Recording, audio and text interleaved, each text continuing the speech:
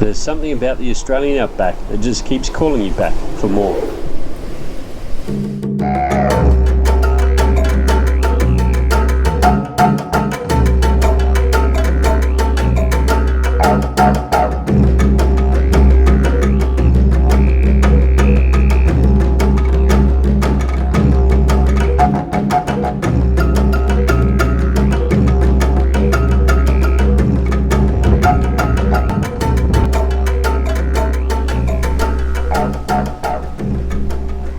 We've been planning this trip for a while. 3 mates on 3 DRZs to cross the Simpson Desert and Outback Australia. But unfortunately, only 2 will make it.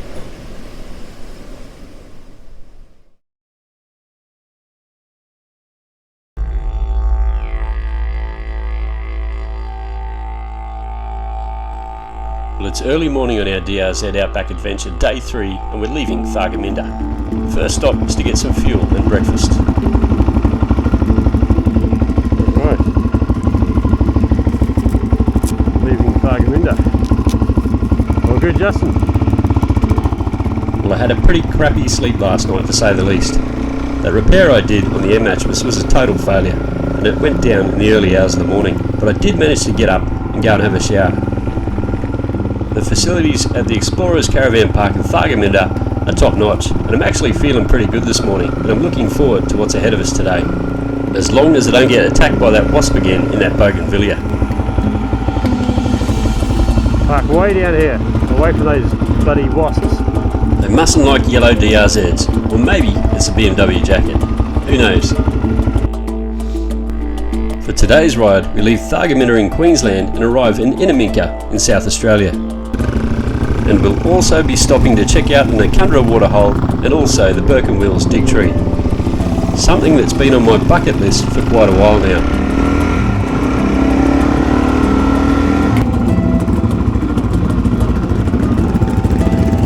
Morning.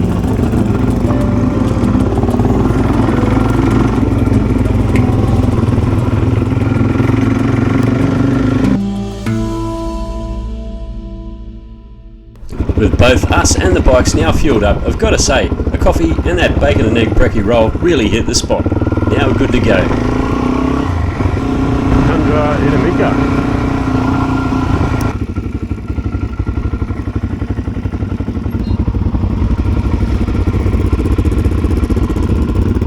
Good to go.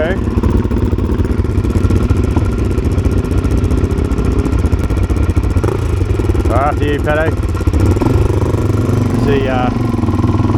That's the order of the intercom. We've found, with the intercoms we're using, the Santa 20S. It's better that Paddo rides in the middle, as mine is paired through his. I know my place.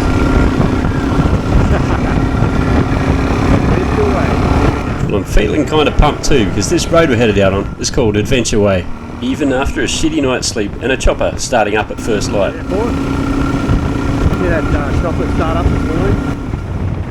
As the road ahead narrows into that red dirt, it really feels like our first day in the outback. In the outback now.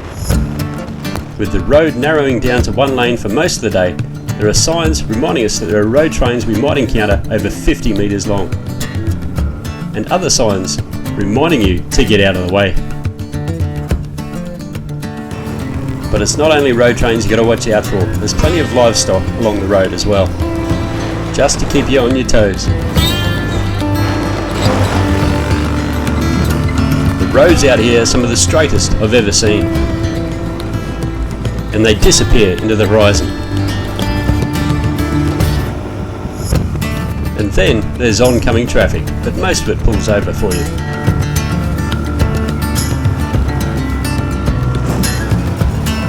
Oh, and there's one more thing to watch out for. Mad buggers on DRZ 400s. You never know what they're going to do.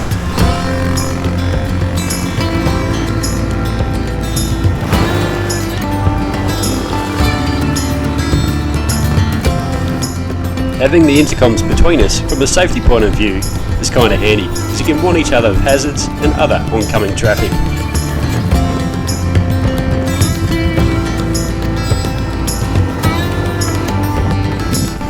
But here's a tip you probably don't want to share with your mates. when you see cattle on the road, ride alongside your mate and use him as a human shield. I think Paddo must have been onto me. That sign for Cameron Corner tells me that we're closing in on the Queensland-South Australian border. And the next one is our turn-off to the Noccundra Water Hole.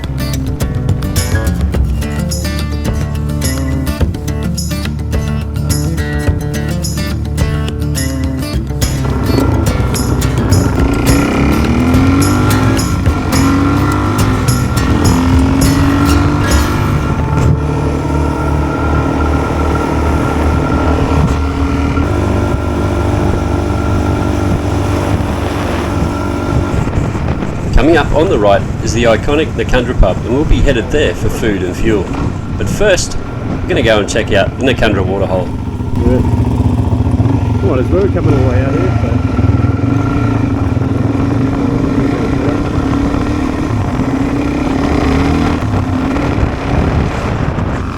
So. It's hard to believe that after crossing most of Queensland, this is the first dirt road that we've encountered on our trip.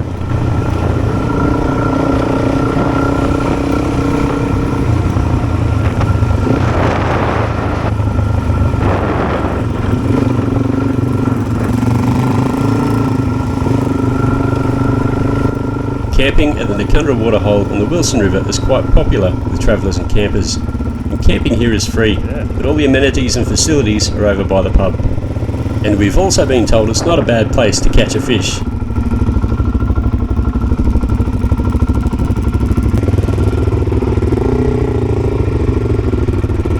bad at all.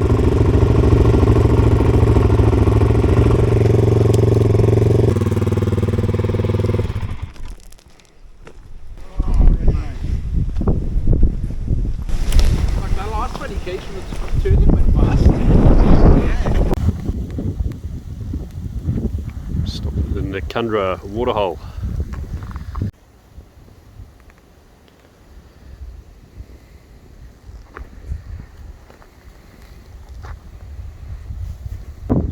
Over there is the Noccundra pub. Going there next. Meanwhile, Paddo is still concerned about his oil leak. It's not leaving anything on the ground though, is it? Like it was. Might have fixed itself. No. Because after we ran, use some oil. Oh yeah. Well, at least it's keeping his chain oiled. Right. Go, go, go. Oh,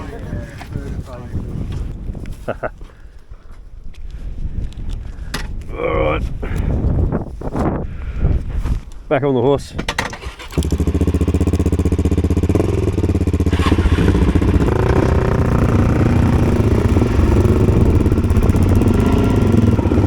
Righto, time for food and fuel. And maybe a beer or two. But which one's going to come first?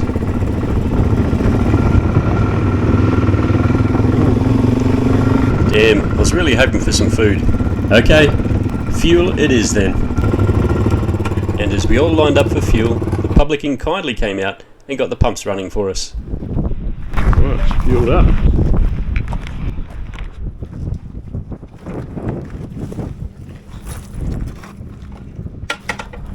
Noccundra has its own airstrip, which you can see just ahead of us there. And our good mate Gordo once landed, taxied and parked his aircraft right outside the pub.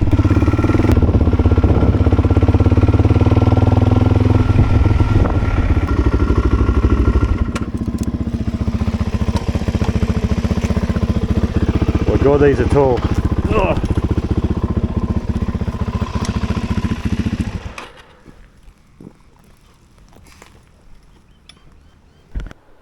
And so after some happy snaps, a beer and something quick to eat, it was time to get going again.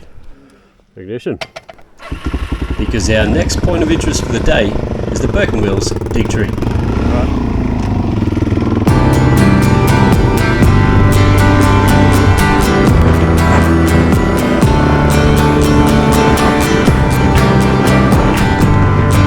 Thanks Noccundra, we might see you again one day.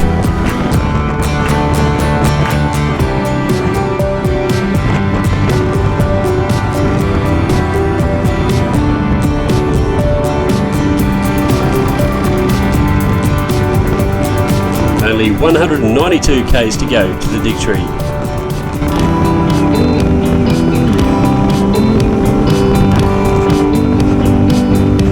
Well, it's day 3, and it's funny because it feels like we're finally immersed in this trip. All that preparation and planning that we've done, and we're finally here, following that planned GPS route, and it's great to be able to share it with your mates.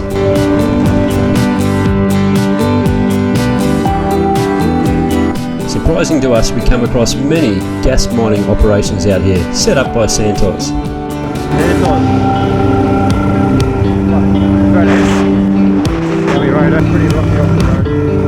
And you can't have mining without trucks, and we're going to see plenty of them from here on in.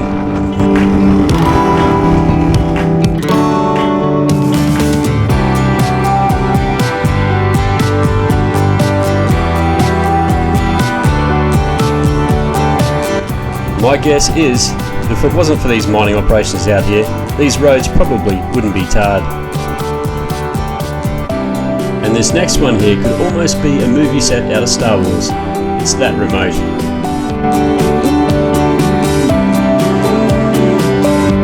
And when the only source of shade comes into view, we figure it's time to stop for a break.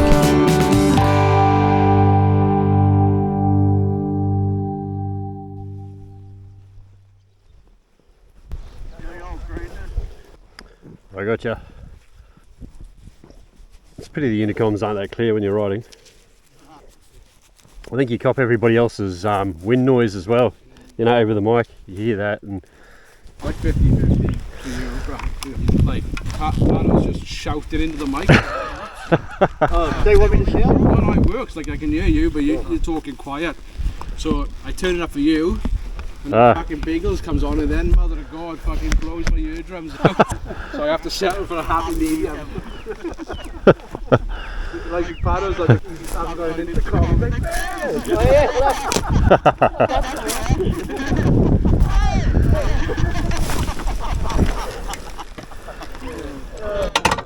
And as we finish our short break under the coolabah trees, I go to start the DRZ, and I notice there's a bit of movement in the switch block. That's something to put in the tech log. There'll definitely be some bike maintenance needed when we get into Innamincka. righto.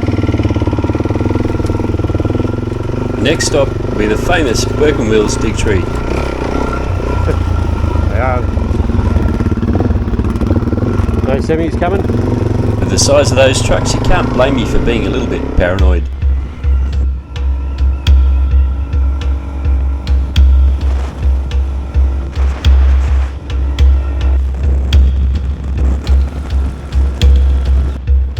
Check out how wide that horizon is. You can almost see the curvature of the earth. And now we're only 1 kilometre from the turnoff.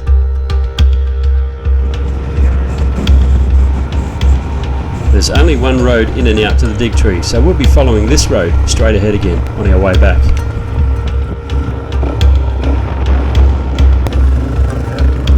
Finally we get to hit some dirt again.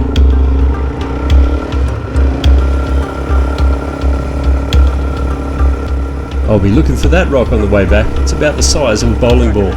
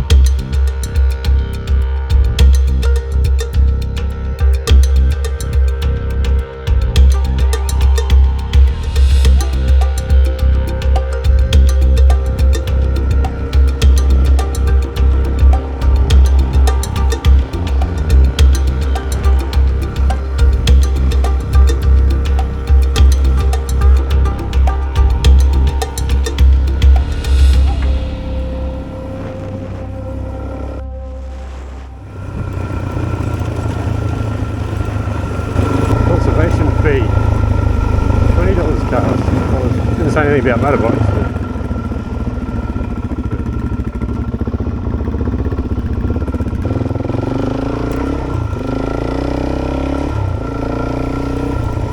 finally we arrive at this historical site that played a significant role in Australia's early colonial history and the exploration of Australia, and one that ended here in tragedy. We made it.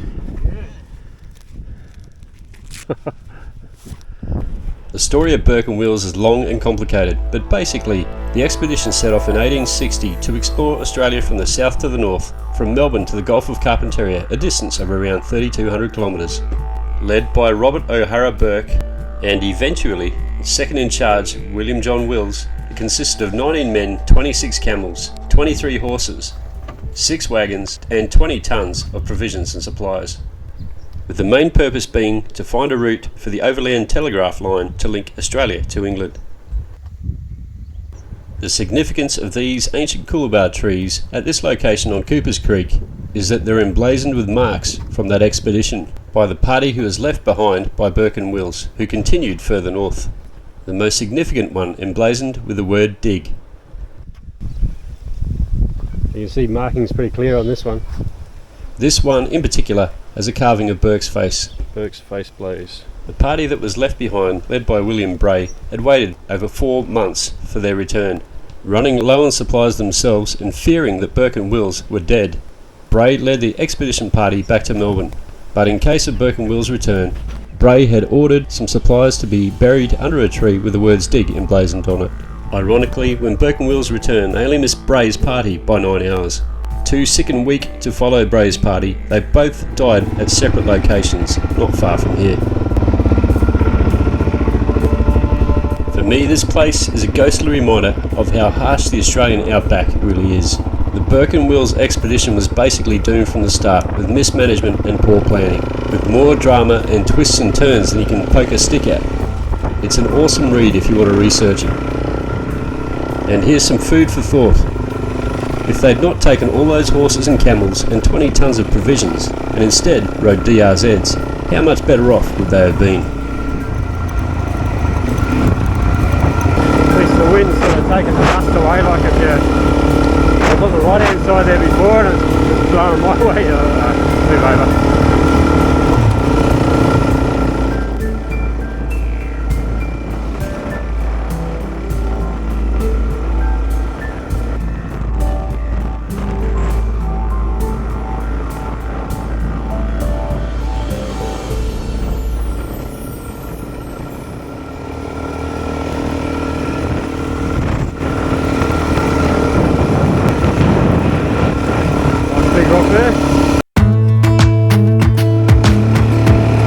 With that bucket list item now given a big tick in the box, it's time to head towards Innamincka.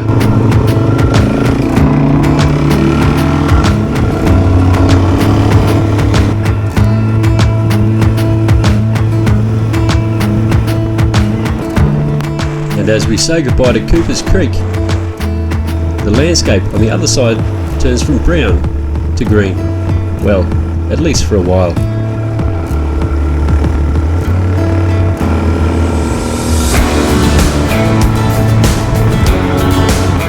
Then up ahead on the right, another stark reminder of how harsh it is to live here in the outback, especially if you're cattle. They almost look like they're having a funeral for their old mate.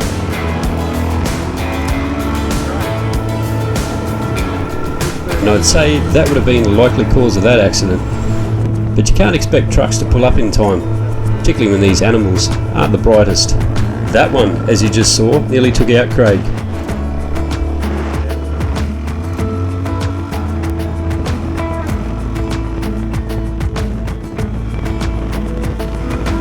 As we round the next bend, we've just crossed the entire state of Queensland, and we've arrived now in South Australia. That's another milestone ticked off.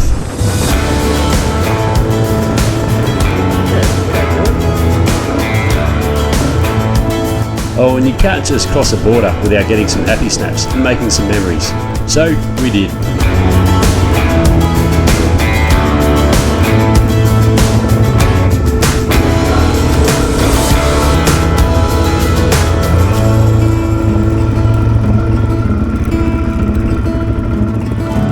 I don't trust myself. Okay. So Penny is going to make it there.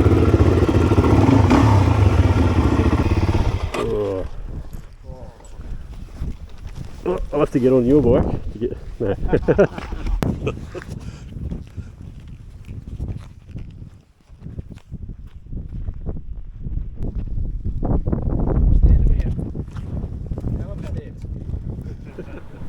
With the photo session done, Craig also managed, with a boost, to get his calling card on the sign.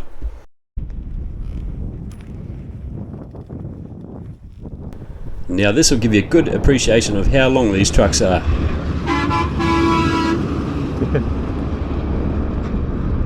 Look at the size of that mother. He probably would have come up behind us too. We're sitting on 95 or whatever we have been doing. He'd be on our arse in no time. Yeah. Very good. Going? Okay. Righto, here we go.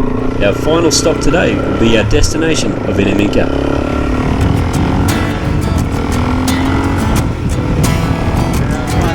Immediately after crossing the border into South Australia, there's one thing you notice, and it's not just the scenery. Look at how wide that road is.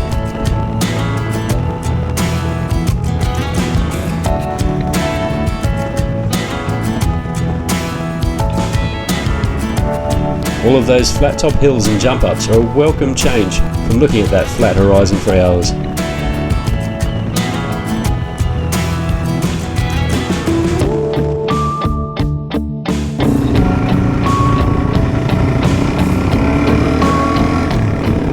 Well, that was good timing. That truck would have been on our arse in no time.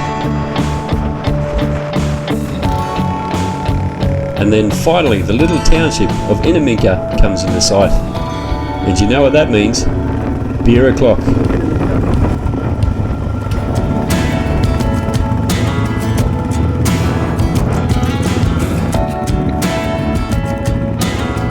Amazingly, the services here in Innamincka are pretty good. I mean, you've got that fuel station there, and inside is a fully decked out four-wheel drive supercentre. They've got everything you want.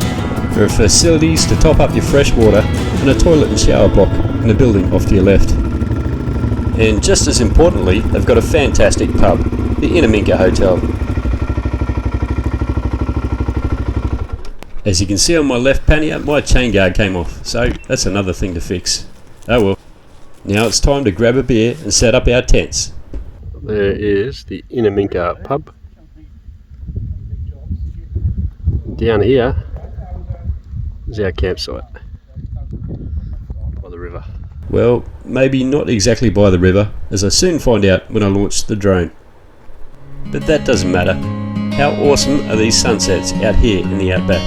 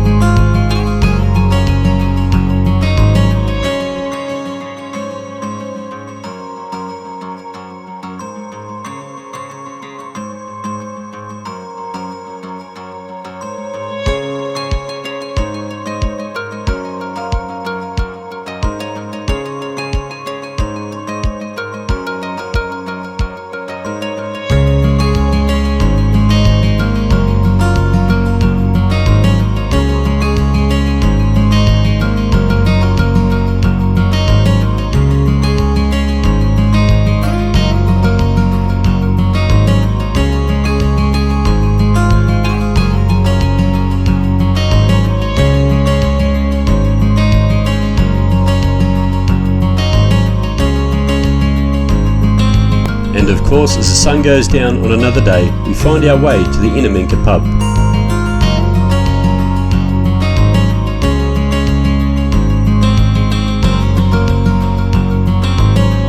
But finding our way home in the dark, well, that's another story.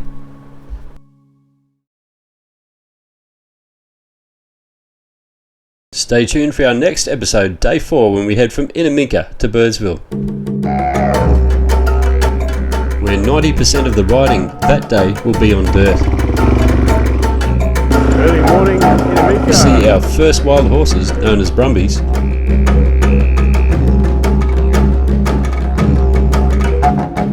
We have an awesome day riding Cordillo Downs Road all the way to the historic Cordillo Downs, the largest woolshed in the Southern Hemisphere.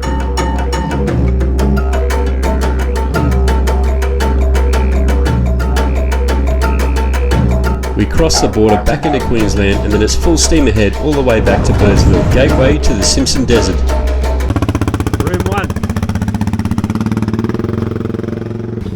Quick word from Mr. Patterson. How'd you find today? Yeah, best day ever. I think tomorrow's going to be different. Yeah, tomorrow I'm worried. Are you? Those days. I don't know, there's so many different stories, eh? You don't know what to believe, so we're gonna have to suck it and see. I reckon that's the way. Anyway. So cheers and thanks for watching, and we hope to see you on the next one.